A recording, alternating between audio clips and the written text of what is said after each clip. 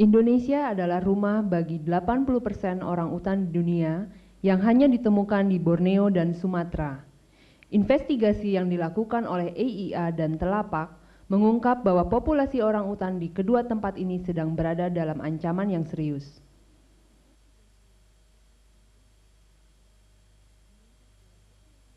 Kini para penebang liar telah merambah Taman Nasional Tanjung Puting dan Gunung Leuser, yang merupakan tempat perlindungan terakhir bagi orang utan dan spesies kayu langka seperti ramin.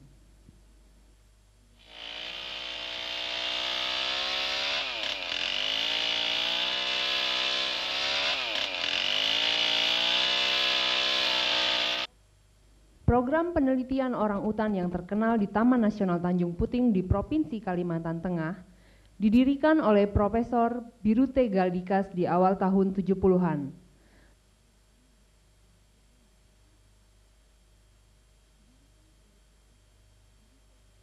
Taman Nasional ini juga terkenal sebagai tempat perlindungan berbagai spesies primata, di antaranya bekantan.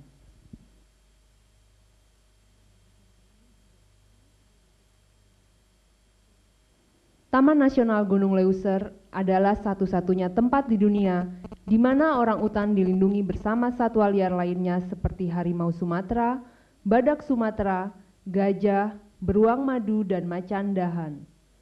Taman Nasional ini membentang dari Samudra Indonesia sampai pegunungan tinggi dan menyediakan sumber air untuk irigasi bagi masyarakat setempat.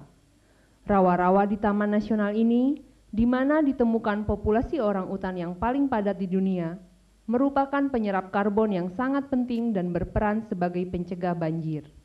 Dalam kurun waktu tahun 1999 ini, EIA dan Telapak melakukan 7 investigasi terpisah untuk merangkum bukti-bukti yang kemudian diterbitkan dalam laporan The Final Cut.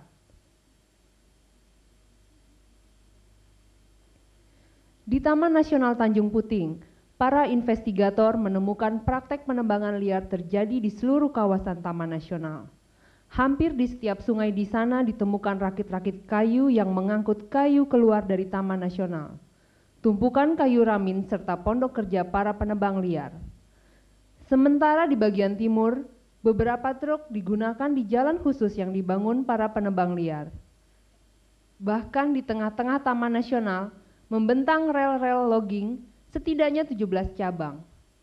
Di mulut sungai, tongkang-tongkang baja yang mampu mengangkut sampai dengan 2.000 meter kubik kayu telah siap membawa kayu ramin tersebut keluar. Ramin adalah spesies kayu tropis yang sangat langka dan hanya ditemukan di rawa-rawa hutan tropis. Kayu ini adalah kayu mewah yang dipakai untuk dekorasi panel rumah, tirai kayu, ranjang, dan bahkan untuk tongkat biliar. Para investigator EIA dan Telapak menumpang salah satu kapal di pelabuhan dan berbincang dengan awak kapal. So they carry lots of wood there? Dari sana beras, dari sini kayu. Dari sini pada umumnya di Jawa tuh bawa kayu, ya. Bawa kayu. Yang paling oke, kirai, ramin ya.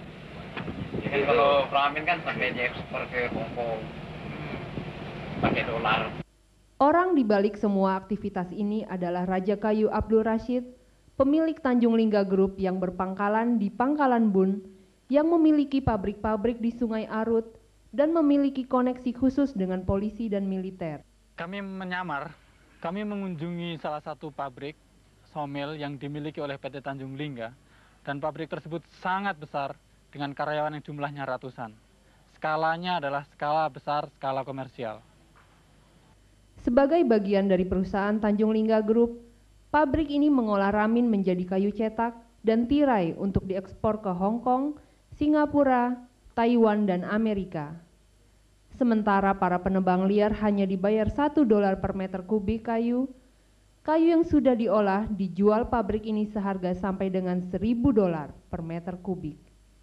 Di Sumatera, dengan dukungan LSM setempat YLL, investigator EIA dan Telapak mengunjungi satu stasiun penelitian orangutan di Suak Balimbing, Taman Nasional Gunung Leuser, di mana telah ditemukan orangutan yang mampu menggunakan peralatan. Para penebang liar telah menghancurkan separuh dari pohon pakan untuk orangutan di kawasan tersebut. Dan meskipun terdapat usaha-usaha untuk menutup sawmill liar, pihak yang berwenang menolak untuk turun tangan dalam persoalan ini. Investigator EIA dan Telapak mengikuti perjalanan para penebang liar ke dalam Taman Nasional dan memfilmkan saat mereka sedang mempersiapkan pondok kerja. Para penebang liar dibayar beberapa puluh ribu rupiah setiap harinya oleh pemilik sawmill. Selain itu mereka juga dipinjami chainsaw dan uang yang pada akhirnya mengikat mereka kepada pengusaha-pengusaha kuat tersebut. Para investigator membuntuti truk-truk logging sampai ke sawmill, termasuk satu sawmill yang dimiliki oleh Raja Kayu bernama Siau. Peluncuran kampanye melawan illegal logging dilakukan melalui suatu konferensi pers di Jakarta pada bulan Agustus tahun 1999 dan mendapat pemberitaan luas dari media massa nasional dan internasional, baik cetak maupun elektronik. Tindak korupsi dan terancamnya keberadaan Taman Nasional beserta isinya merupakan isu utama yang diangkat. Menyusul peluncuran The Final Cut, Direktur Telapak dan EIA mengunjungi Gubernur Kalimantan Tengah di Palangkaraya untuk memastikan bahwa ia mengetahui permasalahan yang terjadi dan mendesaknya untuk bertindak mengatasi masalah ini. Telapak Indonesia dan IAE mengunjungi dan bertemu dengan Gubernur Kalimantan Tengah. Di sana kami meminta Gubernur Kalimantan Tengah atau pemerintah daerah Kalimantan Tengah untuk bertindak terhadap illegal logging yang terjadi di Taman Nasional Tanjung Puting. Gubernur Kalimantan Tengah, Bapak Rapiudin Hamarung, berjanji bahwa pemerintah daerah Kalimantan Tengah akan bertindak tegas dan menangani secara serius permasalahan illegal logging di Taman Nasional Tanjung Puting.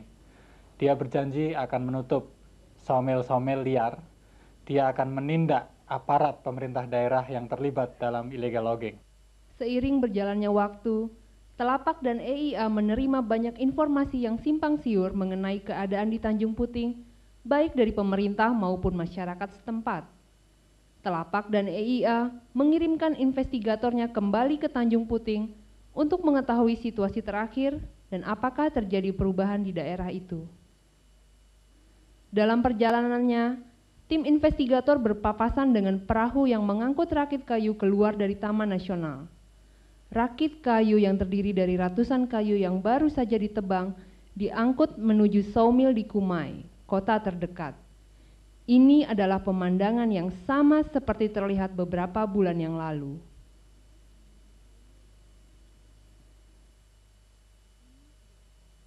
Tim investigator menemukan rel-rel logging yang membentang yang merupakan infrastruktur penting dalam kegiatan illegal logging ini. EIA dan Telapak menerima kabar bahwa pihak yang berwenang telah membongkar rel-rel tersebut dan menyita kayu-kayu hasil tebangan liar. Tapi di kawasan ini hal tersebut jelas tidak dilakukan. Pada bulan September lalu, ratusan penebang liar menebang pohon membentuk blokade untuk menghalangi tim pengaman yang akan membongkar jaringan rel logging dalam Taman Nasional.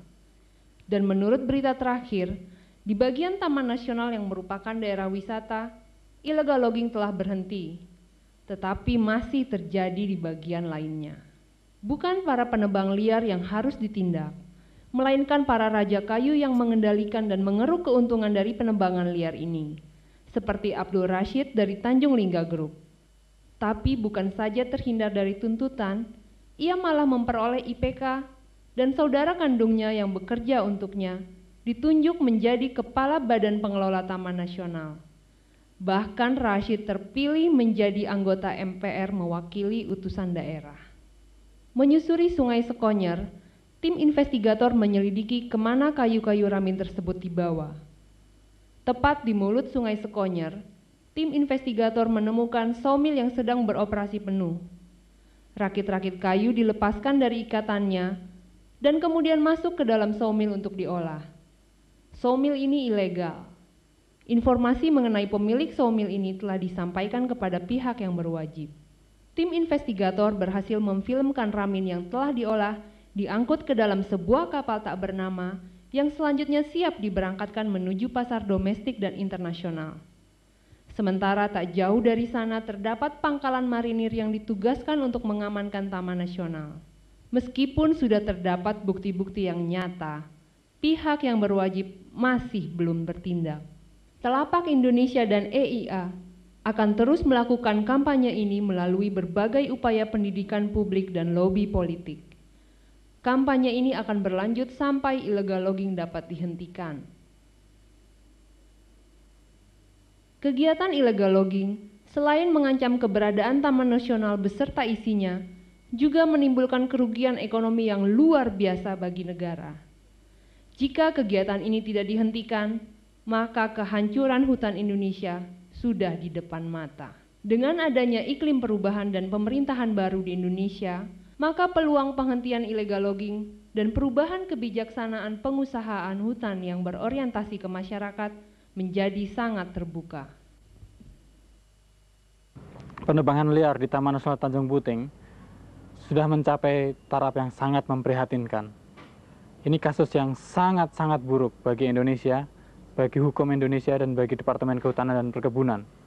Kalau pemerintah Indonesia tidak mampu menghentikan penebangan liar di Taman Nasional Tanjung Puting, kita tidak akan memiliki harapan masa depan kehutanan Indonesia.